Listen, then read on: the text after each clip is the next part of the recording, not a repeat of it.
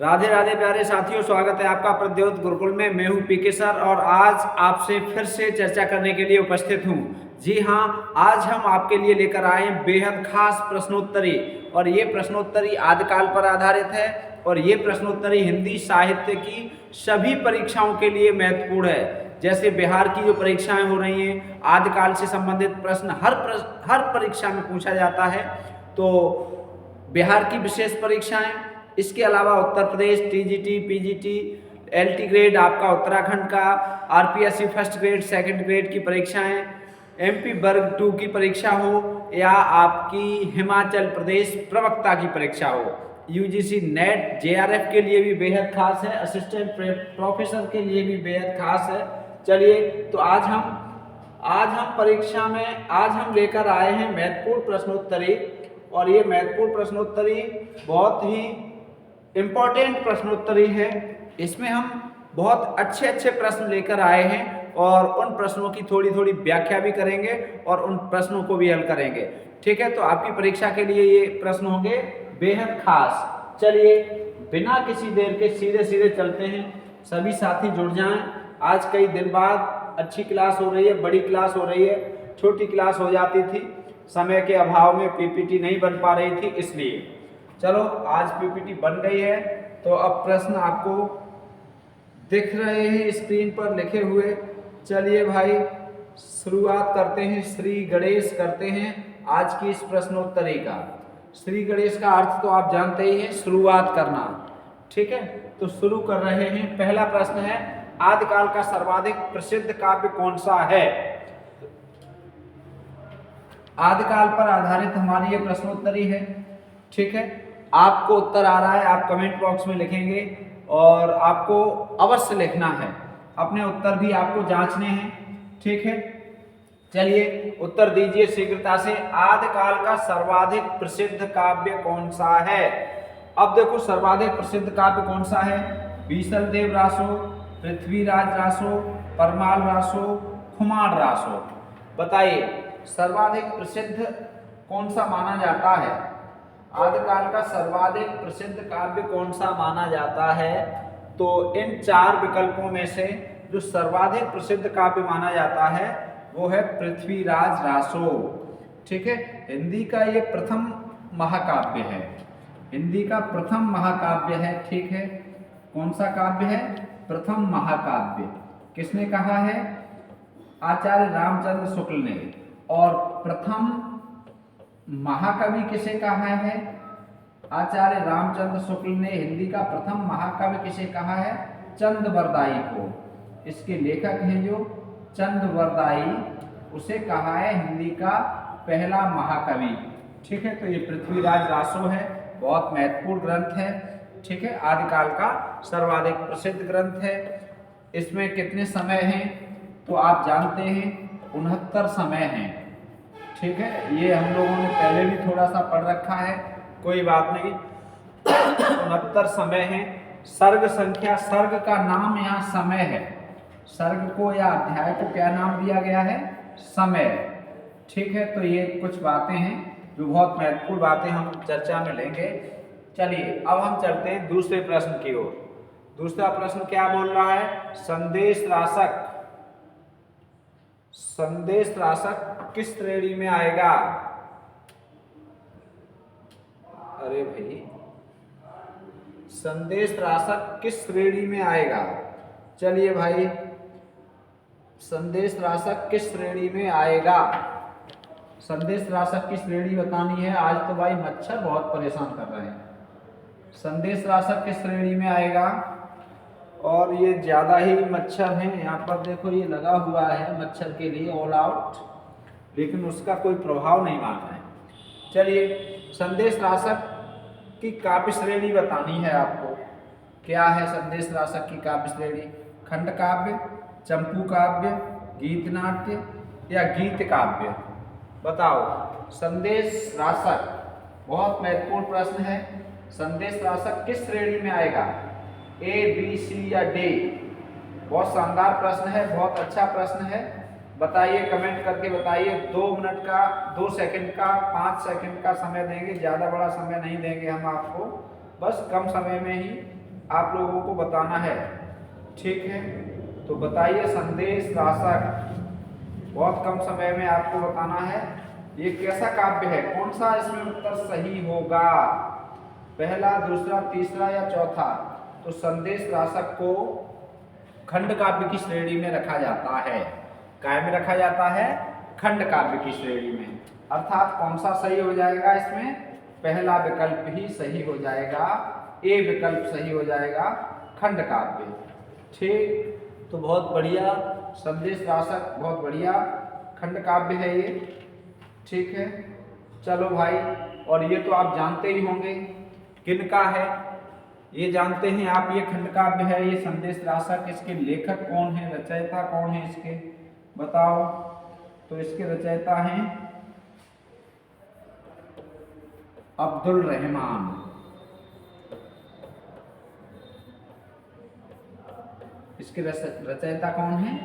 अब्दुल रहमान। ठीक है, बहुत महत्वपूर्ण है, वेरी इंपॉर्टेंट है।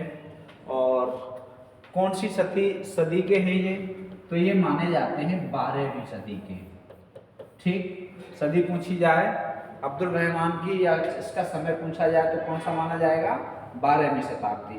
ठीक, और ये कैसा है? खंड काव्य है, और इसे बिरह काव्य भी कहा जाता है। एक नायिका है, वो क्या करती है?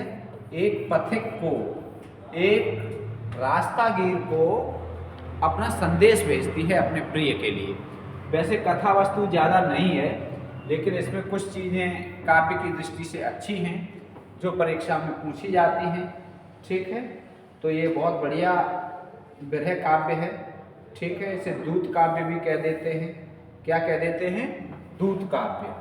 क्या कह देंगे इसे? बिरह काव्य है। और क्या कह सकते हैं इसको? हम दूत काव्य कह सकते हैं। और ये कितने प्रक्रम में बटा है? तो ये 3 प्रक्रम में बटा हुआ है। यदि इसके प्रक्रम पूछे जाएंगे संदेश राशक के, तो आपको बताना है 3 प्रक्रम हैं। संदेश राशक में कितने प्रक्रम हैं? 3 प्रक्रम। ठीक है, चलो, और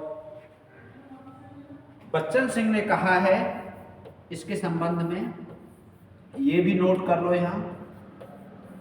बच्चन सिंह का कथन संभवतः, क्या? संभवतः यह प्रथम धर्मेतर रास है। धर्मेतर रास है, संभवतः यह प्रथम धर्मेतर रास है। ये कथन आप याद रखेंगे बच्चन सिंह का। ठीक है, संभवतः यह प्रथम धर्मेतर रास है। ठीक है, कौन सा? संदेश राशक। ठीक है, चलो भाई, बहुत कुछ चीजें आपको यहाँ पर मिली। और अब चर्चा करते हैं अगले प्रश्न पर। चलिए भाई, अगले प्रश्न पर चर्चा करने के लिए बढ़ते हैं आगे। दूसरा प्रश्न हो गया, अब देखते हैं तीसरा प्रश्न। तीसरा प्रश्न क्या है? अरे भैया, तीसरा प्रश्न देखते हैं अब। चलिए, तीसरा प्रश्न देखते हैं अब। तीसरा, चलिए भाई, ये है तीसरा प्रश्न आपके सामने। ग्रंथ रूप में हिंदी की प्रथम साहित्यिक रचना कौन सी है? ग्रंथ के रूप में पहली साहित्यिक रचना कौन सी मानी जाती है हिंदी की? बहुत शानदार प्रश्न है, बहुत बढ़िया प्रश्न। ग्रंथ रूप में हिंदी की प्रथम साहित्यिक रचना कौन सी है? पौंचर्यो, करकंडचर्यो, गोरखवाणी या श्रावकाचार? बताइए, ए, बी, सी या डी? बहुत बढ़िया प्रश्न है, बहुत शानदार प्रश्न है, बहुत बढ़िया प्रश्न है। बताइए कौन सा सही होगा? कौन सा सही होगा? ए, बी, सी? ग्रंथ के रूप में, ग्रंथ के रूप में, ग्रंथ के रूप में साहित्यिक रचना पहली कौन सी है? पौंचर्यो? जी नहीं। करकंडचर्यो? नहीं। गोरखवाणी? नहीं। श्रावकाचार आप याद रखेंगे विशेष रूप से, श्रावकाचार हिंदी का पहला साहित्यिक ग्रंथ माना जाता है। ठीक है, बहुत महत्वपूर्ण है, वेरी इंपॉर्टेंट है। ये इसके रचयिता कौन है? आप कमेंट बॉक्स में लिखें। आपको बता दिया है। चलो भाई अब बात करते हैं अगले प्रश्न पर। 3 हो गए, चौथा प्रश्न देख लो। चौथा प्रश्न क्या है? चौथा प्रश्न, संदेश राशक के रचयिता। चलो भाई, संदेश राशक के रचयिता अभी हमने बता ही दिए थे, तो ये तो प्रश्न हो ही गया। अब्दुल या अब्दुल रहमान, ठीक है, अभी चर्चा हो गई थी इससे पहले प्रश्न वाले पे, तो ये सही है, सी विकल्प सही है। अब्दुल रहमान या अद्दहमान, ये सही है, ठीक है। संदेश राशक के रचयिता कौन है? अद्दहमान, ठीक है। कितने प्रक्रमों में है? 3 प्रक्रमों में। पहले प्रक्रम में क्या है? मंगलाचरण है, कवि का परिचय है, आत्मनिवेदन और रचना का विशेष उद्देश्य वर्णित है, ठीक है। और विरह निवेदन कौन से में है? दूसरे प्रकरण में, ठीक है। 3 प्रकरण हैं इसके बताए थे। विरह निवेदन मुख्यतः कौन से में है? दूसरे में, ठीक, विरह निवेदन इसके। और तीसरे में क्या है? तीसरे प्रकरण में मुख्यतः 6 ऋतु वर्णन है, 6 ऋतुओं का वर्णन है, तो ये तीसरे प्रकरण में है, ठीक है। ये बात आप नोट रखेंगे। चौथा प्रश्न हो गया। चलो भाई शीघ्रता से बढ़ते हैं 5वें प्रश्न की ओर। 5वां प्रश्न है, भारतीय भाषा में रचित इस्लाम धर्मावलंबी कवि की प्रथम रचना। मतलब इस्लाम को मानने वाला, धर्मावलंबी का मतलब इस्लाम को मानने वाला कवि जिसकी पहली रचना हो और भारतीय भाषा में रचित हो, कौन सी है? संदेश राशक, कीर्तिलता, कीर्ति पताका, पौंचर्यो। बताओ बताओ भाई बताओ। बहुत शानदार प्रश्न है। भारतीय भाषा में रचित इस्लाम धर्मावलंबी की पहली रचना कौन सी है? मतलब इस्लाम ने लिखी हो और भारतीय भाषा में लिखी गई हो पहली रचना, ठीक है। भारतीय भाषा में रचित संदेश राशक बिल्कुल सही उत्तर है, पहला ही उत्तर सही है और ये तीनों उत्तर गलत हैं, ठीक है। ए विकल्प सही है, संदेश राशक। इस पर हम लोगों ने कई बातें कर ली हैं। अब देखते हैं अगला प्रश्न। चलो, आदिकाल की प्रधान साहित्यिक प्रवृत्ति क्या है? बताओ। श्रृंगार परक, वीर गाथा परक, गाथा लिखना चाहिए था, थोड़ा सा प्रिंट, गाथा, श्रृंगार परक, वीर गाथा परक, नीति परक, इनमें से कोई नहीं। तो बताइए आप कौन सा सही होगा इसमें, ए, बी, सी या डी? ये तो बहुत सरल है, बहुत बढ़िया है। बताओ कौन सा सही होगा? शानदार प्रश्न है, अच्छा प्रश्न है, ठीक है। चलो बताओ तो कौन सा है? आदिकाल की प्रधान प्रवृत्ति इनमें से कौन सी है? तो इनमें से है वीर गाथा परक, ठीक है। कौन सी है? वीर गाथा परक। इन प्रवृत्तियों में से मुख्यतः वीर गाथा परक है, ठीक है। आप जानते हो ज्यादातर वीर गाथा से संबंधित ग्रंथ लिखे गए। 7वां देखो, महापंडित राहुल सांकृत्यायन ने हिंदी का प्रथम कवि किसे माना? बहुत बढ़िया। हिंदी के प्रथम कवि से संबंधित एक वीडियो हमने आपको दी है, आपने देखी है या नहीं? ट्रिक के माध्यम से हमने बताया है और बहुत आसानी से आप लोगों को याद हो जाएगा, कंठस्थ हो जाएगा किस विद्वान ने कौन से कवि को प्रथम कवि माना है। अब आपको बताना है महापंडित राहुल सांकृत्यायन ने। महापंडित क्यों कहते हैं ये आपको बता चुके हैं हम। 36 भाषाओं का ज्ञान था इन्हें।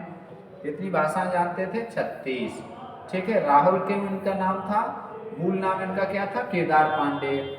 और राहुल नाम इन्होंने बौद्ध धर्म से प्रभावित होकर रखा था और बौद्ध धर्म महात्मा बुद्ध के पुत्र राहुल के नाम पर राहुल रखा और सांकृत्य इनका गोत्र था जो पीछे लगाया, तो राहुल सांकृत्यायन इन्होंने नाम रख लिया। हिंदी का पहला कवि इन्होंने किसे माना है? पुष्य को या स्वयंभू को या सरहपा को या शालभद्र सूर्य को? बताइए 7वें प्रश्न का कौन सा उत्तर सही है? महापंडित राहुल सांकृत्यायन ने हिंदी का प्रथम कवि किसे माना है? बताइए। पुष्य को नहीं, स्वयंभू को नहीं, सरहपा को बिल्कुल हाँ, सी विकल्प सही है। अर्थात 7वें प्रश्न का सी विकल्प सही है, सरहपा को माना है। अब इन्हें किसने माना है? पुष्य को? बताओ, हमने आपको पहले से बता दिया है। इन्हें किसने पहला कवि माना है और इन्हें किसने पहला कवि माना है? ठीक है। तो हिंदी की सारी परीक्षाओं के लिए ये बेहद इंपॉर्टेंट प्रश्नोत्तरी, आदिकाल से संबंधित महत्वपूर्ण प्रश्नोत्तरी। चलिए, हिंदी साहित्य का आदिकाल। हिंदी साहित्य का आदिकाल ये एक व्याख्यान ग्रंथ है। व्याख्यान ग्रंथ किसका है? ठीक है, तो हिंदी साहित्य का आदिकाल व्याख्यान ग्रंथ किसका है? पंडित हजारी प्रसाद द्विवेदी, आचार्य रामचंद्र शुक्ल, महावीर प्रसाद द्विवेदी या राहुल सांकृत्यायन।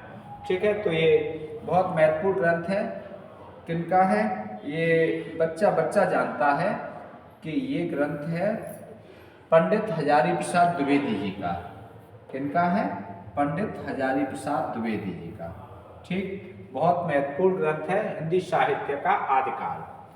ठीक है, हिंदी साहित्य का आदिकाल। और कौन सा है?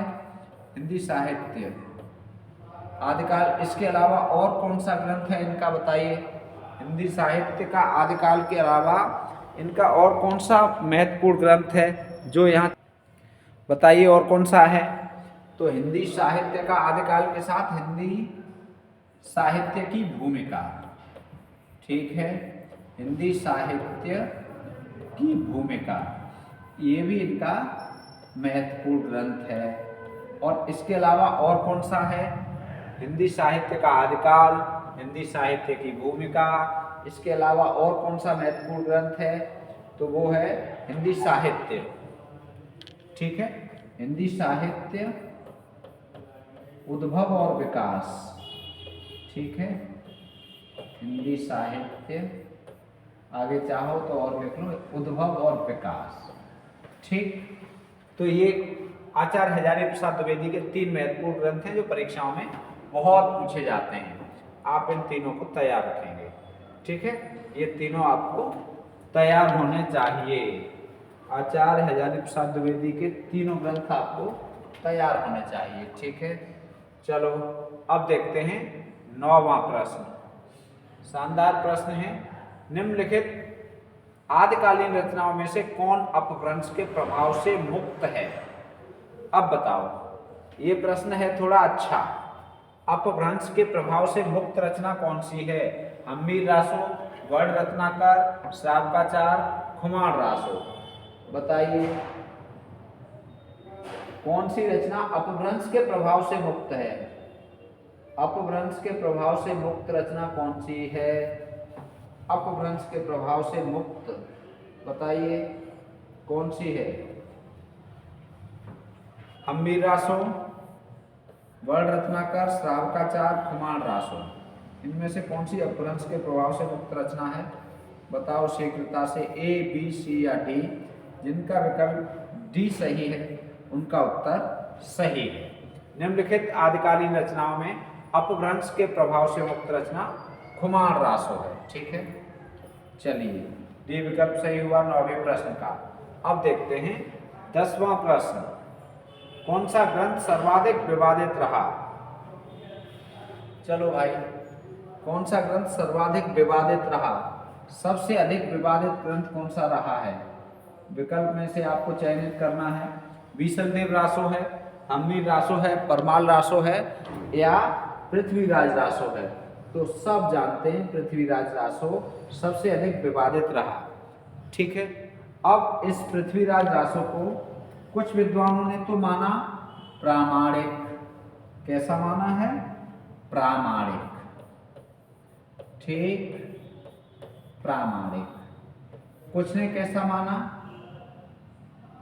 अप्रामाणिक। ठीक, कुछ ने माना अप्रामाणिक है ये। कुछ विद्वानों ने कैसा माना? अर्ध प्रामाणिक। ठीक है, आधा प्रामाणिक और आधा अप्रामाणिक। ठीक है, तो अर्ध प्रामाणिक।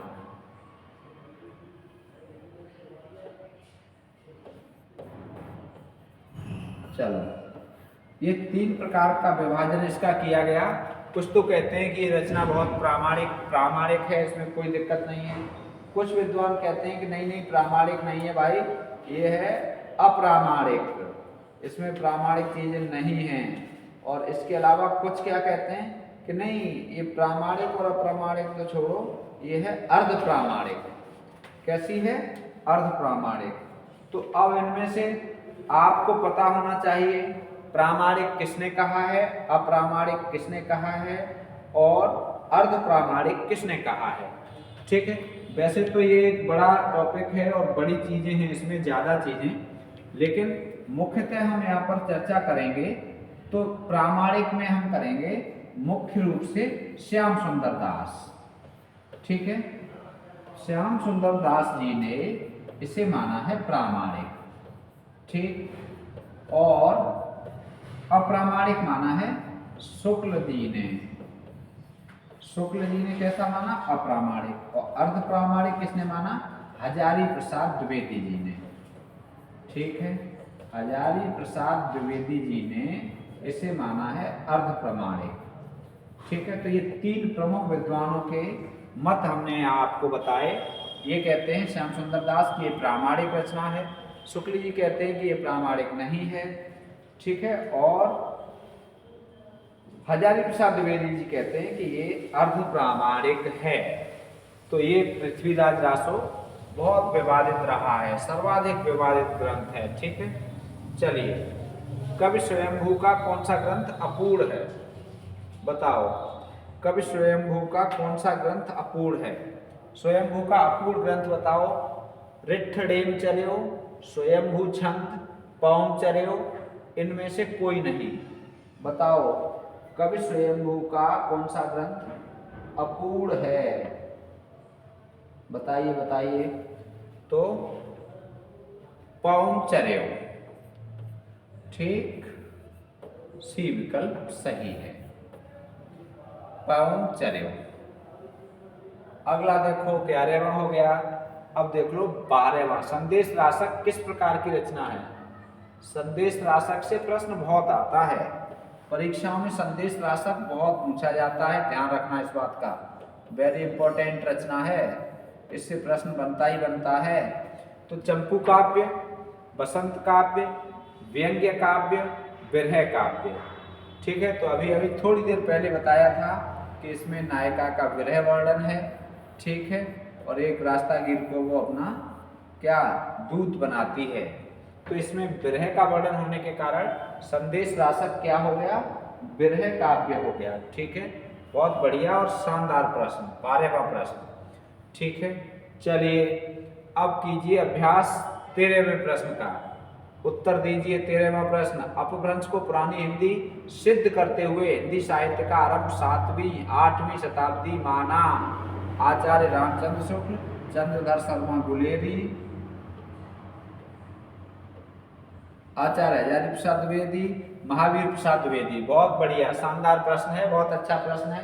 बताइए किसने माना है, 7वीं 8वीं शताब्दी से हिंदी का प्रारंभ माना है, 7वीं 8वीं शताब्दी से। और क्या कहा है कि अपभ्रंश को पुरानी हिंदी सिद्ध किया है।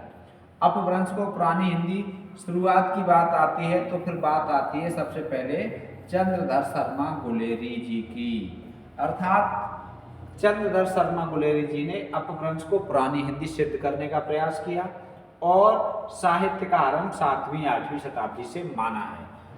13वें प्रश्न का बी विकल्प सही है। अब देखो अगला प्रश्न, 14वां प्रश्न। ठीक है, आचार्य शुक्ल ने आदिकालीन कृतियों पर विचार करते हुए कितने ग्रंथों को प्रामाणिक माना। ये तो बहुत शानदार प्रश्न है, बहुत अच्छा प्रश्न। आचार्य रामचंद्र शुक्ल ने आदिकालीन कृतियों पर विचार करते हुए कितने ग्रंथों को प्रामाणिक माना है, कितने ग्रंथों की चर्चा की है मुख्य रूप से। ठीक है, तो कितने ग्रंथों की चर्चा की है, 7, 8, 10, 12। बताओ ए, बी, सी या डी। तो आचार्य रामचंद्र शुक्ल ने 12 ग्रंथों की चर्चा की है। कितने ग्रंथों की चर्चा की है, 12 ग्रंथों की। ठीक है, जुड़े रहिए, कमेंट करते रहिए भाई। और बहुत शानदार प्रश्नोत्तरी है, आशा विश्वास है कि इस प्रश्नोत्तरी से आपको जरूर लाभ मिलेगा। ठीक है, दोस्तों के साथ शेयर भी कर दिया करिए क्लास को, बहुत मेहनत से आपके लिए समय निकाल कर आपके लिए आते हैं। ठीक है, और 2 क्लास एक दिन में लगभग हर रोज ही आपको मिलती हैं, कोई विशेष कारण हो तो नहीं मिल पाती है। एक सुबह की क्लास, आज सुबह हमने एक क्लास की थी जो आधारित थी हाइकू पर, ठीक है। और बहुत बढ़िया उसमें हमने कुछ हाइकू के उदाहरण दिए हैं, हाइकू के प्रमुख लेखक या कवि जिन्होंने हाइकू लिखे हैं उनकी चर्चा की है, हाइकू क्या है, और बहुत आसानी से उसे समझाया है। छोटी सी वीडियो है, आपने नहीं देखी है तो आपको देखनी चाहिए। क्यों देखनी चाहिए? वैसे मेरे विचार से हाइकू के प्रश्न कम आए हैं, नहीं आए हैं नहीं के बराबर, लेकिन आपके पाठ्यक्रम में है, आपके हिंदी साहित्य में है, एक विधा है हाइकू, तो आपको पढ़ना चाहिए। और यदि हाइकू का प्रश्न आ गया तो कैसे करोगे? मान लीजिए जो आपने पढ़ा है, जो सब पढ़ रहे हैं वही आप पढ़ रहे हो, हमने ये भी कहा, कल भी कहा था कि सब पढ़ रहे हैं वही आप पढ़ेंगे, तो सब में और आप में अंतर कहाँ होगा? आपको ज़्यादा पढ़ना है, सब पढ़ रहे हैं वो भी पढ़ना है और ज़्यादा पढ़ना है। तो ये एक विधा, महत्वपूर्ण विधा है हाइकू। आपने वीडियो नहीं देखी है तो आप अवश्य देखें, और एक छोटी सी वीडियो में आपका हाइकू पूरा हो गया है मेरे हिसाब से। आएगा तो उसमें से ये प्रश्न आपका आ जाएगा, ठीक। और वैसे भी आपको जानना चाहिए। चलो, आचार्य रामचंद्र शुक्ल ने आदिकाल के तृतीय प्रकरण को क्या कहा है, ठीक है। तो ये सब शुक्ल जी से संबंधित नहीं है, यही कहा है विकल्प के हिसाब से। चलो अब बढ़ते हैं आगे। आचार्य शुक्ल जी ने हिंदी का प्रथम महाकवि किसे माना? बहुत शानदार प्रश्न है और हमने अभी थोड़ी देर चर्चा की थी, थोड़ी देर पहले।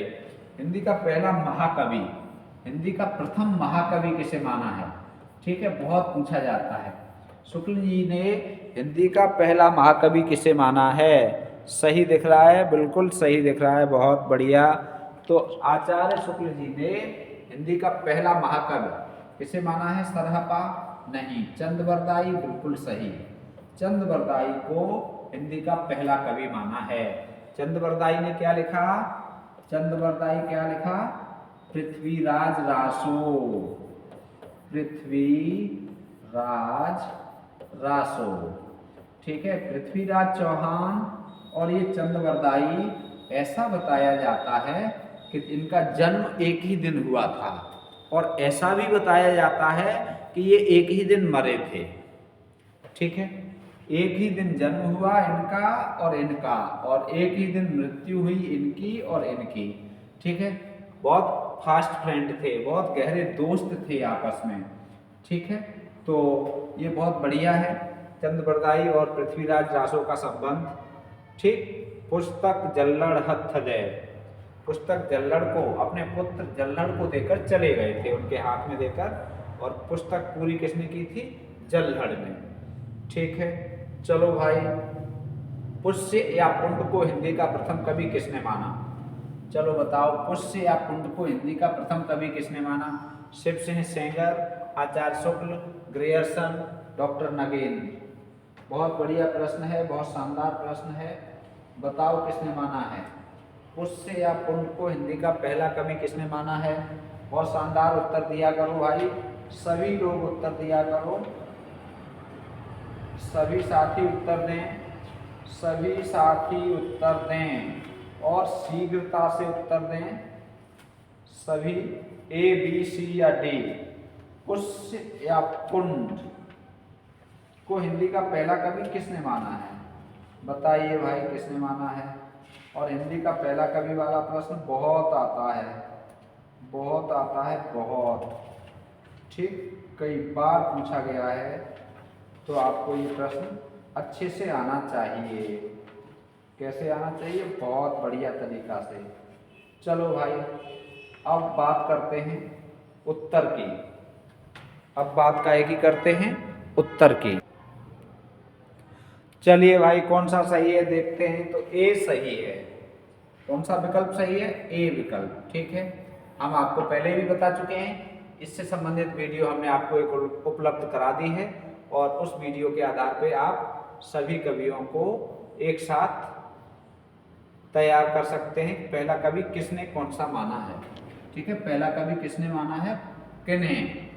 तो ये बहुत आसान तरीके से हमने आपको क्लास दी है। अगला है पृथ्वीराज रासो महाकाव्य की किस श्रेणी में आता है? रीतिबद्ध, खंडकाव्य, विकासशील, श्लिष्ट। तो पृथ्वीराज रासो को विकासशील कहा गया है, विकसनशील या विकासशील, जो भी आपको विकल्प में मिले, तो विकासशील कहा गया है, सी विकल्प सही है। पृथ्वीराज रासो महाकाव्य की श्रेणी क्या होगी? विकासशील। चलो अब देखते हैं अगला 19वां, उस प्रसिद्ध ग्रंथ का नाम जिसमें महोबा के लोक प्रसिद्ध 2 वीरों आल्हा उदल के युद्धों का ओजस्वी भाषा में वर्णन किया गया है। बताइए, परमाल रासो, पाउंचरेव, पृथ्वीराज रासो, बीसलदेव रासो, कौन सा है जिसमें महोबा के, कहाँ के? महोबा के लोक प्रसिद्ध, समाज में प्रसिद्ध वीर आला और उदल, इनके युद्धों का वर्णन किया गया है ओजस्वी भाषा में। कौन सा है? अरे बहुत सरल है, पहला ही विकल्प सही है। कौन सा सही है विकल्प? पहला विकल्प सही है। बहुत शानदार है, बहुत बढ़िया है, ठीक। और इसकी पंक्तियां भी बहुत पूछी जाती हैं। कौन सी? 12 बरस लो कूकर जीवे, 12 बरस लो कूकर जीवे, कूकर जीवे, 12 बरस लो कूकर जीवे, और 13 लो जिए सियार, 13 लो जिए सियार, ठीक। फिर उसके बाद बरस 18 क्षत्रिय जीवे, बरस 18 क्षत्रिय जीवे, ऐसा लिखे दे रहे हैं, कोई बात नहीं, क्षत्रिय जीवे, बरस 18 क्षत्रिय जीवे, आगे जीवन को धिक्कार, आगे जीवन को धिक्कार, ठीक है। कौन सा छंद है इसमें आपको बताना है, और कितनी मात्राओं का छंद है, हमने छंद पढ़ाया था, तब ये उदाहरण पढ़ाया था आपको, ठीक है। छंद बताओ। 12 बरस लो कूकर जीवे, और 13 लो जिए सियार, बरस 18 क्षत्रिय जीवे, आगे जीवन को धिक्कार। बताओ, ठीक। एक पंक्ति और आपको बताई थी, सदा तरैया नावन फूले, यारो सदा न सावन होए, सदा तरैया नावन फूले, यारो सदा न सावन होए, और स्वर्ग मढ़ैया सब काऊ की, यारो सदा न जीवे कोय, ठीक है। तो ये 2 तो बहुत पूछे जाते हैं, सबसे ज्यादा ये पूछा जाता है, तो आप ये याद रखेंगे, ठीक है, बहुत महत्वपूर्ण है। परमाल रासो, इसी का एक खंड आला खंड नाम से प्रकाशित कराया था, किसने? चार्ल्स लियट ने। कहाँ का जिलाधीश था वो? कलेक्टर कहाँ का था? फर्रुखाबाद का, आला खंड नाम से, ठीक है। आला खंड कब गाया जाता है ये सब जानते हैं, वर्षा ऋतु में गाया जाता है, ठीक, और काफ़ी प्रसिद्ध है। और हमारे यहाँ आला, ये जो यही वाला आला खंड है, एक सुरजन नाम के व्यक्ति हुए थे, उन्होंने इसे बहुत अच्छे से गाया था। अब तो वो इस दुनिया में नहीं है, लेकिन उनकी कैसेट, उनकी आवाज़ आज भी गाँवों में कैसेट के रूप में, साउंड के रूप में लोग बजाते हैं। बहुत अच्छे से पूरी उन्होंने ये, उसके बहुत सारे भाग उन्होंने गाए हुए हैं, परमाल रासो के आला खंड के, बहुत अच्छी धुन में गाए हुए हैं, ठीक है। तो ये बहुत शानदार। अगला देखो, अमीर खुसरो का पूरा नाम, बहुत पूछा गया है परीक्षाओं में। अमीर खुसरो का पूरा नाम परीक्षाओं में बहुत बार पूछा गया है, क्या नाम था? चलो बताओ, क्या नाम था अमीर खुसरो का पूरा नाम? A, B, C या D? अमीर खुसरो का पूरा नाम, इस पे मच्छर आज बहुत आ गए, पता नहीं कहाँ से आ गए हैं, ठीक है। कहीं भी मच्छर बैठ जाए तो फिर वो, चलो देखते हैं। चलो आज देखते हैं अमीर खुसरो का पूरा नाम क्या है। अब्दुल रईस खुसरो, अब्दुल हसन खुसरो, अबुल फजल खुसरो, अबुल हसन यमीनुद्दीन खुसरो। बताइए, A, B, C या D? अमीर खुसरो का पूरा नाम, अमीर खुसरो पटियाली, कहाँ जन्म हुआ? पटियाली। ये पटियाली कहाँ पड़ता है? कासगंज में। कहाँ पड़ता है? कासगंज। पहले कहाँ पड़ता था? एटा में। अब कौन से जनपद में है? कासगंज में। ठीक है, चलो ये कस्बा है पटियाली। इस कस्बे में जन्म हुआ था अमीर खुसरो जी का। पूरा नाम क्या है?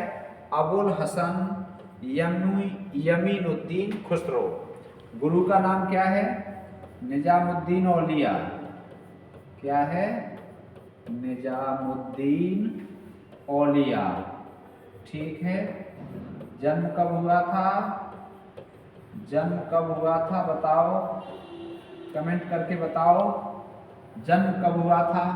निधन कब हुआ था? जन्म कब हुआ था? निधन कब हुआ था? ये भी आप बता दो भाई, यदि आपको आता है तो, और नहीं आता है तो फिर कोई बात ही नहीं है, और आता है तो आपको बताना चाहिए। ठीक है, एक बात महत्वपूर्ण, ठीक है, एक बात, हिंदुस्तान की तूती इन्हें कहा जाता है।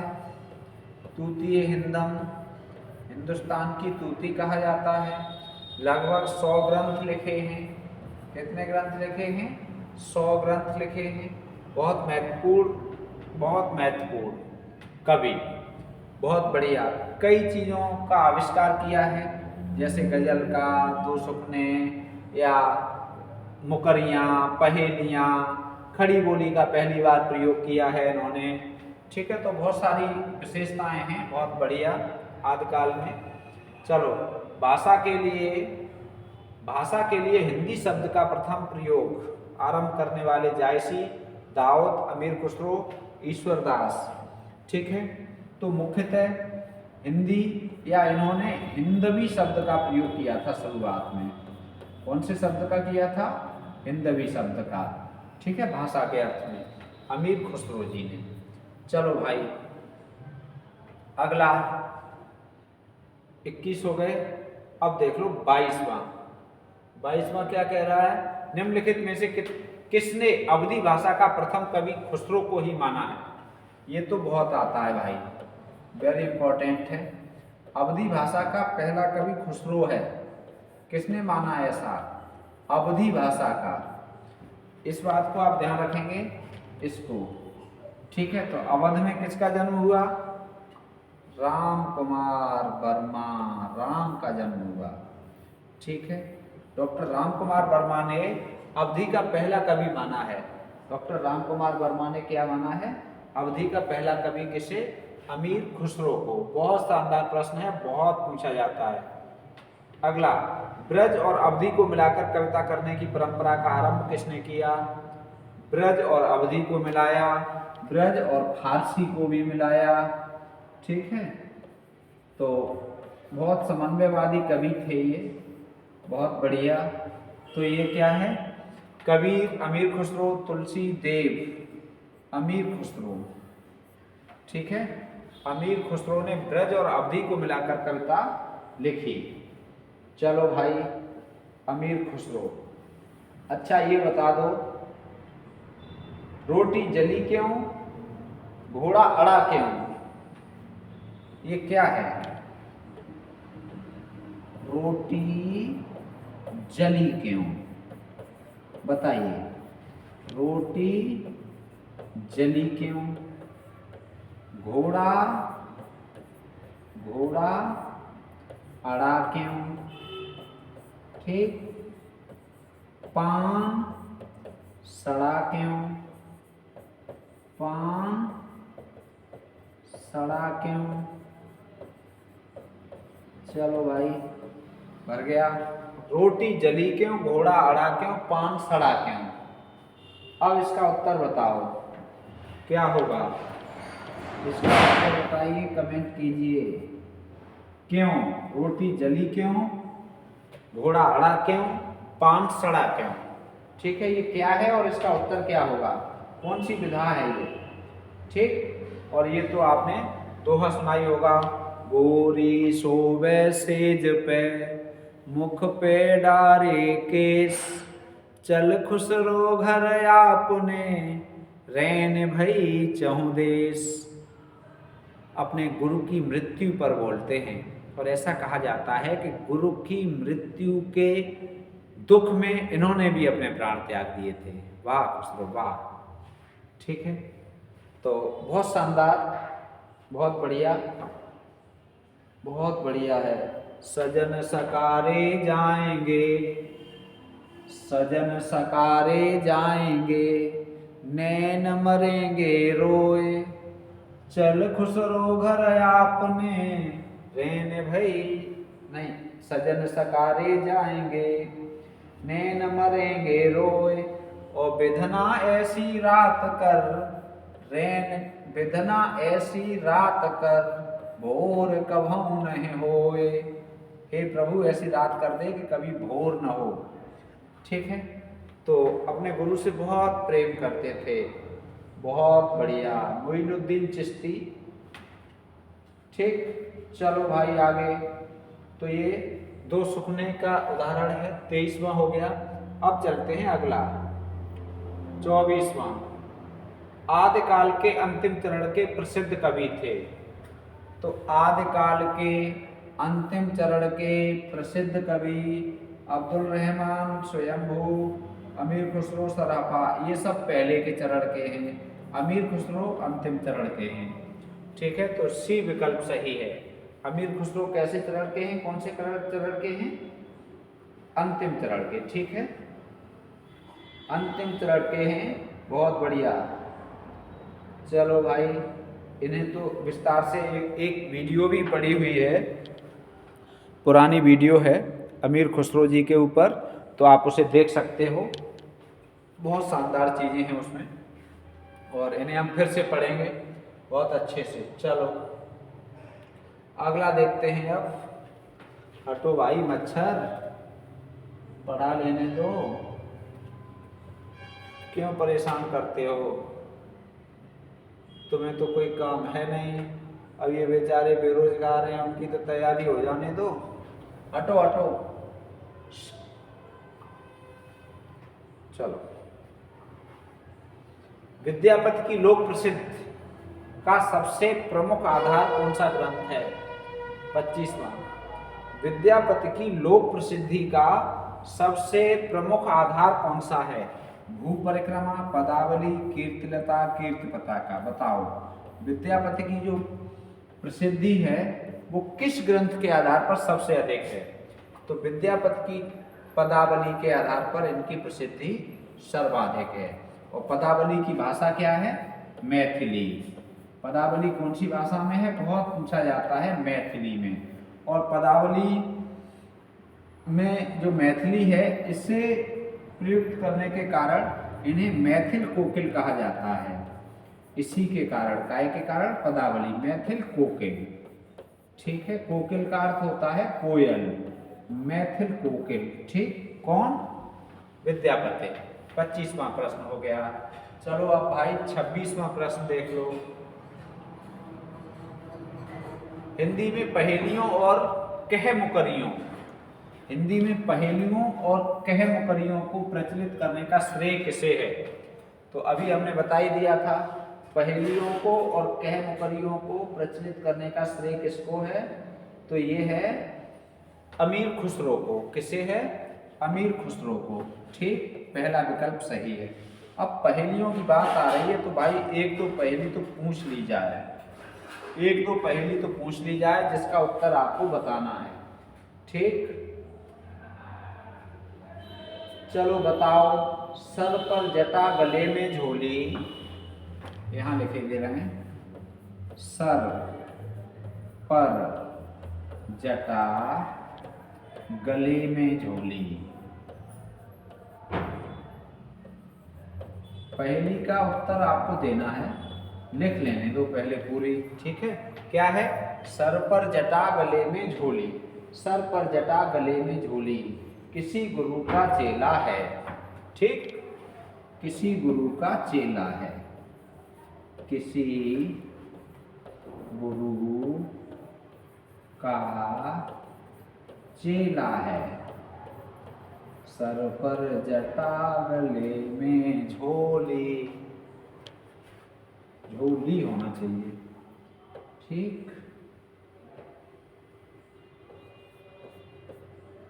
सर सर पर जटा गले में झोली, सर पर जटा गले में झोली किसी गुरु का चेला है। और भर भर झोली घर को धावे, भर भर झोली घर को धावे, भर भर झोली घर को धावे, भर भर झोली घर को धावे। ठीक, भर भर झोली घर को धावे, बताइए भर भर झोली घर को धावे, उसका नाम पहेला है। अब बताओ, पहेला है, पहेली की जगह, उसका नाम पहेला है। इसका उत्तर क्या होगा? कमेंट बॉक्स में लिखिए भाई। ये एक पहेली है। सर पर जटा गले में झोली किसी गुरु का चेला है, और भर भर झोली घर को धावे, उसका नाम पहेला है। बताइए क्या होगा इसका उत्तर, क्या होगा इस पहेली का उत्तर? इस पहेली का उत्तर बताओ भाई, इस पहेली का उत्तर बताइए। सभी लोग उत्तर बताएं। बहुत बढ़िया पहेली है, बहुत शानदार पहेली है। दूसरी पहेली और एक पहेली और,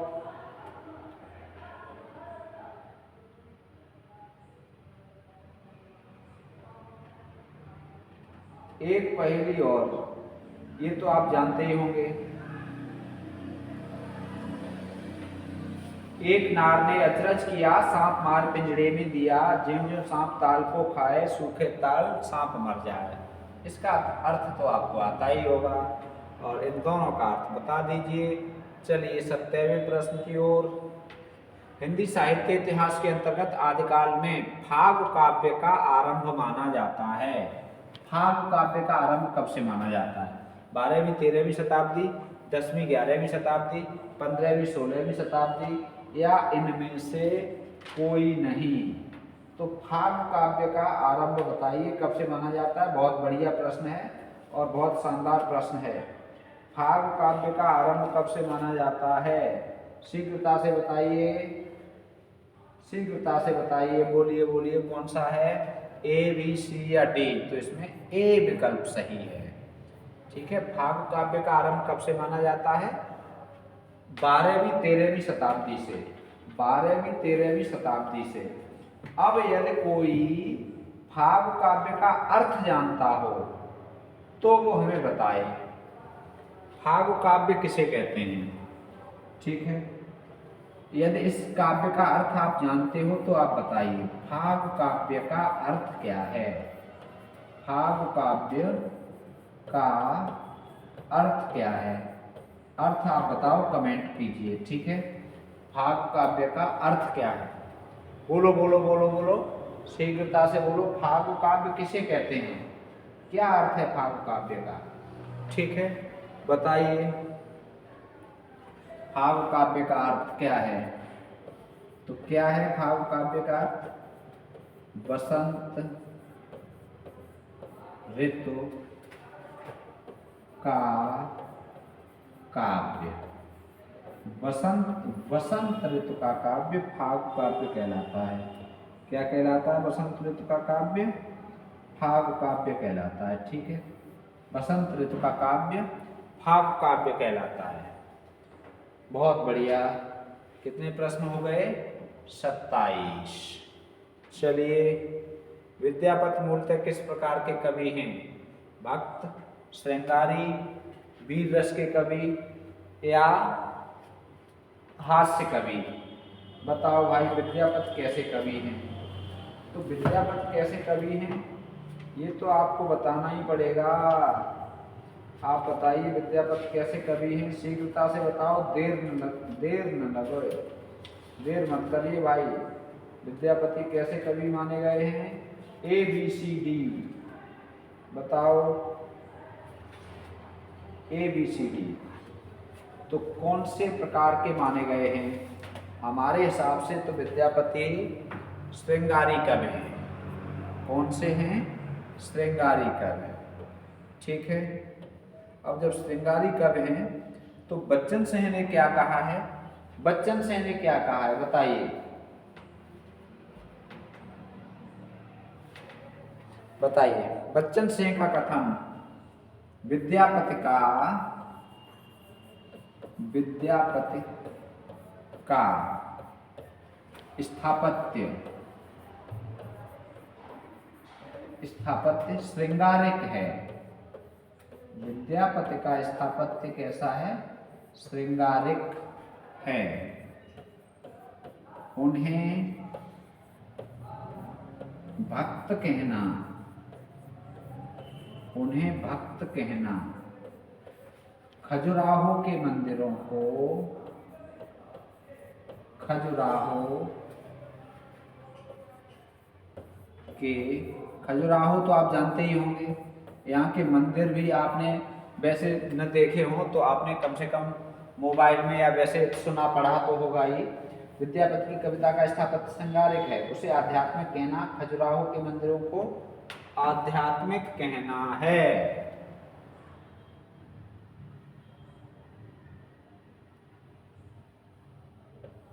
खजुराहो के मंदिरों को आध्यात्मिक कहना है। आध्यात्मिक कहना है। ठीक है, खजुराहो के मंदिरों को आध्यात्मिक कहना है। चलिए,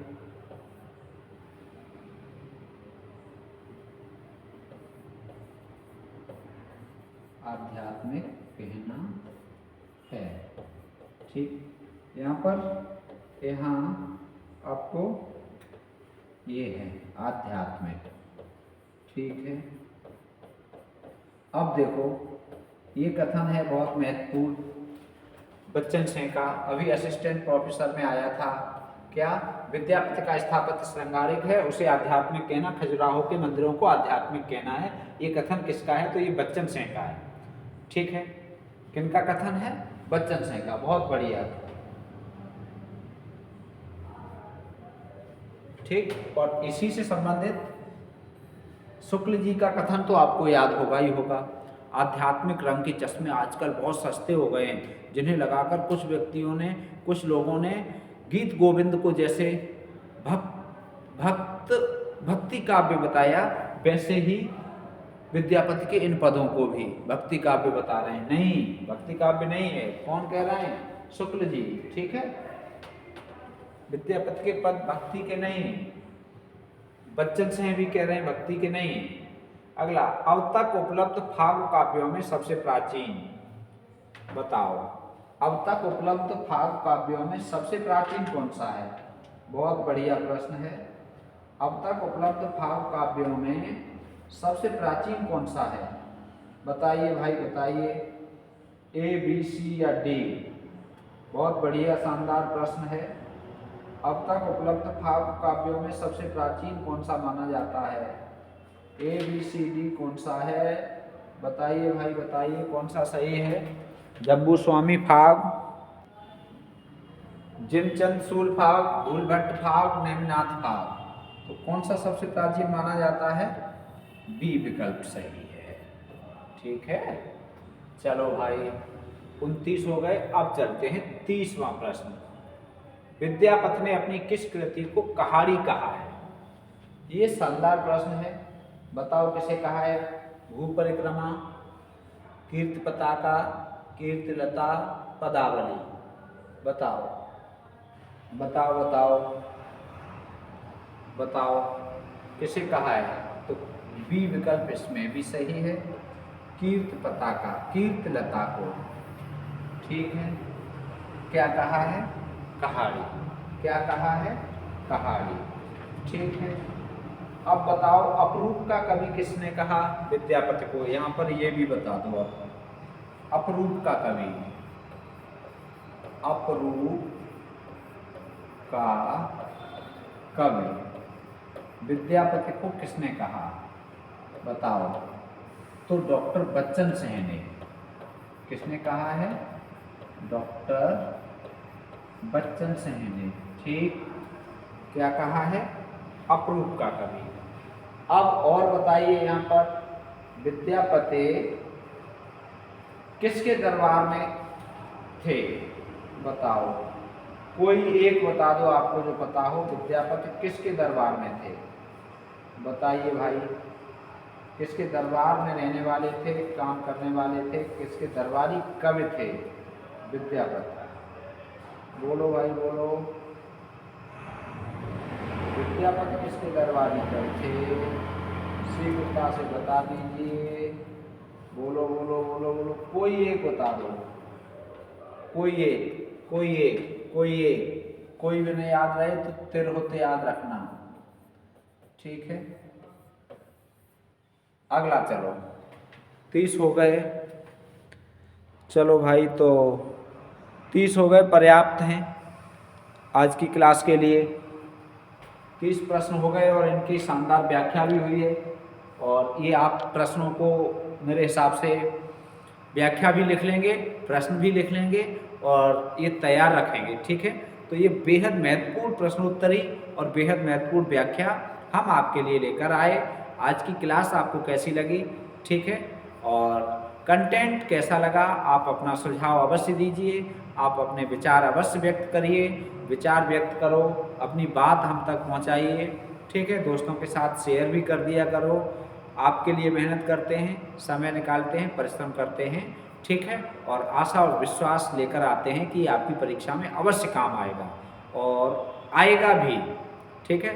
बस बड़ी बड़ी बातें नहीं करते हैं, कोशिश करते हैं बड़ा काम करने की, और जो हमारे रेगुलर स्टूडेंट हैं उन सबको हमारा बहुत बहुत आशीर्वाद है, शुभकामनाएं हैं, और आपको सफलता मिले, लक्ष्य प्राप्त हो आपको, और शीघ्रता से आप अपने मनचाहे लक्ष्य तक पहुंच जाएं, ऐसी हमारी ईश्वर से प्रार्थना है, ईश्वर से हमारी ऐसी कामना है कि आपको सफलता मिले, ठीक है।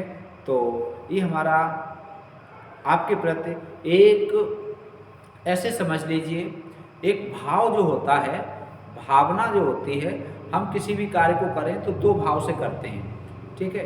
एक भाव अच्छा हो और एक भाव अच्छा न हो, तो हमेशा किसी भी कार्य को करो पूर्ण समर्पण के भाव से करो, त्याग के भाव से। तो हम बस आपके लिए समर्पण और त्याग की क्लास लेकर आते हैं, हम आपसे कोई अपेक्षा नहीं रखते, हम आपसे कुछ क्लास के बदले में नहीं चाहते, बस ये चाहते हैं कि हमारी क्लास का लाभ आपको मिल जाए, बस, ठीक है। तो मिलेंगे फिर से, ठीक है, फिर से मिलेंगे एक नई क्लास में और एक बहुत महत्वपूर्ण क्लास में। सुबह वाली क्लास आपने नहीं देखी है तो अवश्य देख लेना, बहुत काम आएगी। और स्वस्थ रहें, मस्त रहें और व्यस्त रहें, पढ़ते रहें, जुड़े रहें प्रद्योत गुरुकुल से। श्री राधे।